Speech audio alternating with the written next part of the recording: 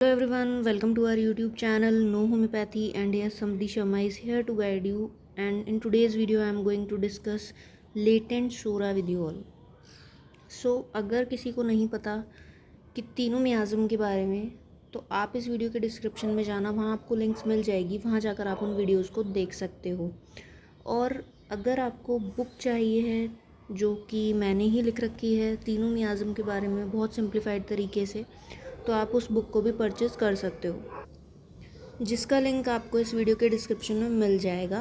तो आप वहाँ जाके उस बुक को परचेज़ कर सकते हो। तो चलिए आज की वीडियो को हम शुरू करते हैं और ये समझने की कोशिश करते हैं कि लेटेंट सोरा क्या होता है।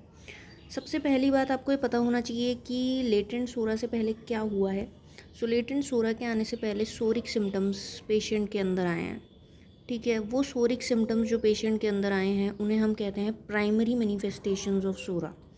ठीक है, प्राइमरी मैनिफेस्टेशन में क्या होता है, एक तरीके के क्यूटेनियस इरप्शंस जो पेशेंट है उसके अंदर आते हैं।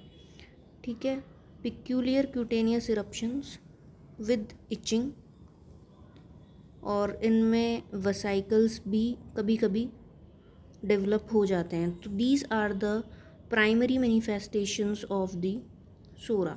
अब क्या हुआ कि किसी के मानो कोई पिक्यूलियर क्यूटेनियस इरप्शंस हुए, यानी कि कोई से भी इरप्शंस जो हैं वो बॉडी के ऊपर हुए, और उस पेशेंट्स ने क्या किया कि लोकल एप्लीकेशन से उस प्राइमरी मैनिफेस्टेशन को सप्रेस कर लिया। तो उसके बाद जो सोरिक सिम्टम्स हैं, यानी कि जो इरप्शंस थे वो तो वहाँ से गायब हो गए, लेकिन डिज़ीज़ जो है वो बॉडी के अंदर चली गई और डोरमेंट स्टेट में वो चली गई। ठीक है, सिंपल भाषा में अगर मैं बात करूँ कि कोई भी इंसान है जिसके दाने हो गए बॉडी के ऊपर या इरप्शंस हो गए, उसने क्या किया, उन इरप्शंस को दबा दिया क्रीम्स अप्लाई करके या फिर लोकली कोई से भी तरीके से उसने उसको दबा लिया, तो डिज़ीज़ जो है यहाँ से तो गायब हो गई।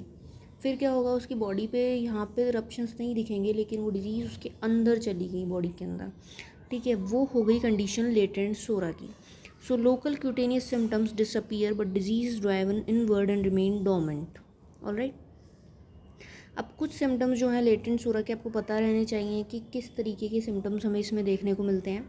तो जब सिम्टम्स की बात होती है तो सबसे पहले आपको पता होना चाहिए कि सोरिक्स जो पेशेंट है वो बहुत ज़्यादा एक्टिव होता है।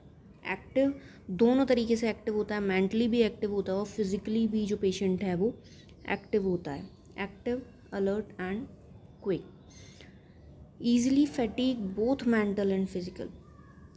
पेशेंट बहुत ज़्यादा काम करने वाला होता है। सोरिक पेशेंट जो होता है बहुत काम करता है, उसका दिमाग भी चलता रहता है, उसकी बॉडी भी चलती रहती है, लेकिन बहुत जल्दी उसको थकान भी हो जाती है।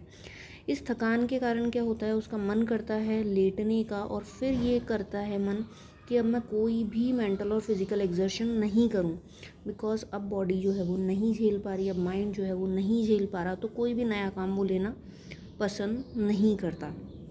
सबसे इम्पॉर्टेंट चीज़ अगर सोरिक की बात करें तो सोरिक पेशेंट को पता ही ऐसे किया जाता है एक डिस्चार्जेस से, किस तरीके के डिस्चार्जेस को हो रहे हैं। ठीक है, डिस्चार्जेस नॉर्मल डिस्चार्ज होने चाहिए। दो तरीके के डिस्चार्ज होते हैं, abnormal and normal. Alright, abnormal discharge से साइकोटिक पेशेंट को आराम मिलता है, नॉर्मल डिस्चार्ज से सोरिक पेशेंट को आराम मिलता है। ये चीज़ आपको पता होनी चाहिए। अब आपको ये भी पता होना चाहिए कि नॉर्मल डिस्चार्ज कौन कौन से होते हैं और एबनॉर्मल डिस्चार्ज कौन कौन से होते हैं।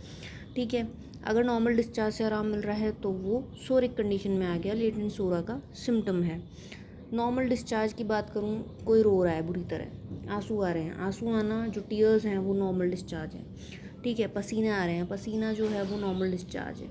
लेकिन वहीं अगर किसी के कान में पस बन गया और पस निकल रहा है तो वो एबनॉर्मल डिस्चार्ज है, और वो कंडीशन आ जाती है साइकोटिक पेशेंट, और उस डिस्चार्ज से साइकोटिक पेशेंट को आराम मिलता है।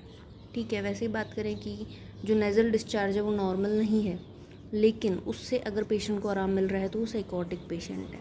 तो ये कुछ तरीके के सिम्टम्स हैं जो आप जितना मियाज़म को पढ़ोगे उतने आपको क्लियर होते जाएंगे, और ये जानना आप सबके लिए बहुत ज़्यादा ज़रूरी है कि कौन सा मियाज़म में क्या सिम्टम आ रहा है। That's very important.